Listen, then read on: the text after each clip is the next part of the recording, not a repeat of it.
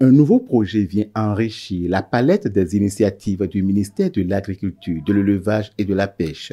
Ce projet, axé sur le développement des infrastructures agricoles et le désenclavement des zones de la basse et moyenne vallée de l'Ouémé, est financé par la Banque islamique de développement BID, la Banque ouest-africaine de développement BOAD et le gouvernement béninois.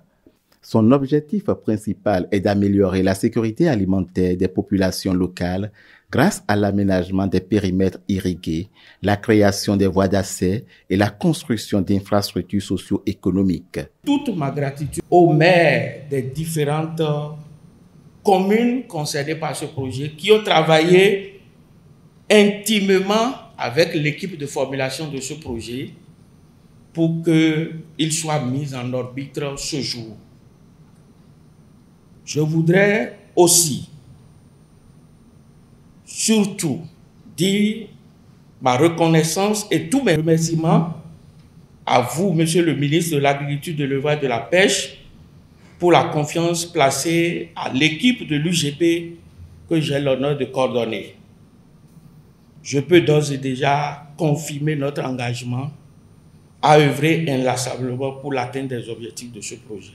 Ce projet renforce les réalisations de nombreux projets agricoles antérieurs et concerne spécifiquement les communes d'Adioron, des Agégués et de Dango. Il est prévu qu'il génère 2500 emplois directs, touchant 7000 ménages, soit 45 000 bénéficiaires directs et 10 000 bénéficiaires indirects répartis dans 18 villages. Le projet de développement des infrastructures agricoles et de désenclavement dans la basse et moyenne vallée de l'Ouémé envisage la réalisation de 120 km de pistes et digues-pistes avec des ponts et ouvrages de franchissement qui permettront de relier la rive gauche à la rive droite pour faciliter la circulation dans les communes de Dango, des Agégués et d'Adioron vers Saint-Dié-Denon et à Kassato.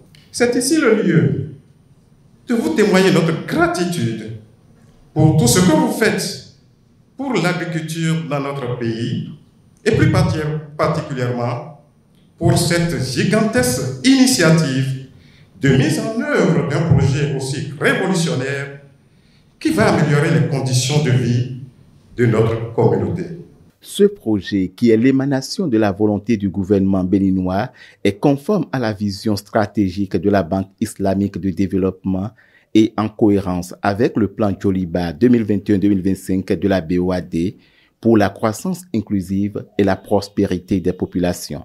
La BOAD demeurera attentive aux sollicitations de la partie nationale afin de faciliter une exécution harmonieuse et accélérée de ce projet qui révolutionnera notre secteur agricole béninois. La BID est très heureuse de contribuer à cet important projet qui contribuera au désenclavement d'un des principaux greniers agricoles du Bénin, à une meilleure compétitivité des filières agricoles afin de soutenir le gouvernement dans sa marche vers l'autosuffisance alimentaire.